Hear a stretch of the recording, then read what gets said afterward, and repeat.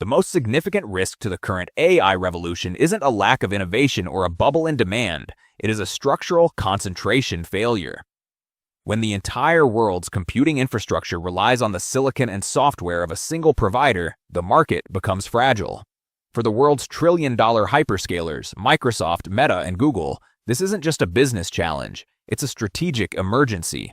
They don't just want an alternative to Nvidia, they commercially require one to de-risk their supply chains and regain pricing power. This is the second source imperative, and it is the foundational reason why AMD is no longer just a challenger.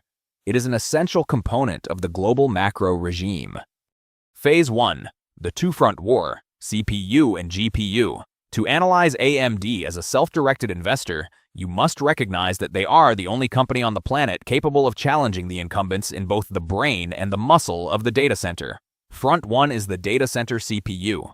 For the last decade, AMD's EPYC processors have executed one of the most successful land grabs in corporate history.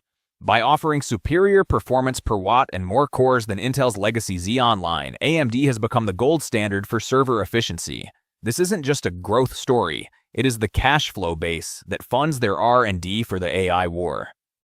Front 2 is the AI GPU. While Nvidia's H100 dominated the first wave of training, AMD's MI300 series has entered the market with a specific technical edge: memory bandwidth. Large language models are increasingly memory-bound, meaning the speed at which data moves is as important as the speed at which it's processed. By packing more high-bandwidth memory into their chips, AMD is positioning itself as the high-performance alternative for the next generation of inference and training. Phase 2. The macro game theory of hyperscale CapEx. This is where the macro thesis becomes compelling. Consider the game theory from the perspective of a big tech CEO. If you are spending $40 billion a year on AI CapEx and Nvidia is your only supplier, you have zero leverage. You are effectively paying a monopoly tax. The hyperscalers are incentivized, financially and strategically, to ensure AMD succeeds. We are seeing this play out in real time. Meta and Microsoft have already begun deploying AMD's Instinct GPUs at scale. This isn't because they think AMD has beaten Nvidia yet. It's because they need to build a multi-vendor environment. AMD doesn't need to take 50% of the market to be a massive winner for investors. In a market projected to reach $400 billion by 2027, even capturing a 15% or 20% second source share would represent a fundamental re-rating of AMD's valuation. Phase 3.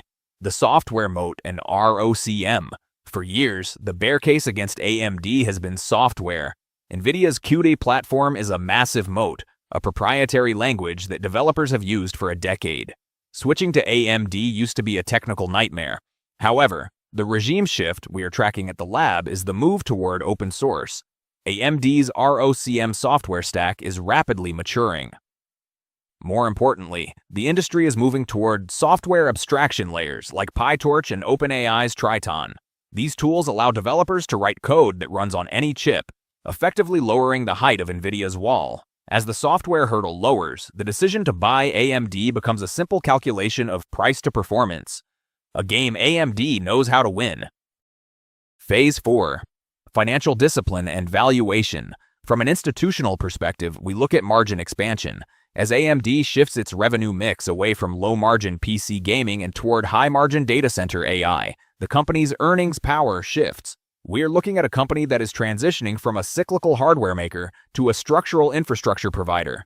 For the rational investor, the question isn't whether AMD is better than Nvidia. The question is whether the market is underestimating the option value of AMD as the only viable alternative in a mission-critical industry. Conclusion. The Macro Trade Lab perspective. The AI infrastructure cycle is a marathon, not a sprint. At Macro Trade Lab, we don't chase the daily volatility. We monitor the structural shifts in CapEx, the technical breakthroughs in silicon, and the global liquidity that fuels it all. AMD is a core study in market structure.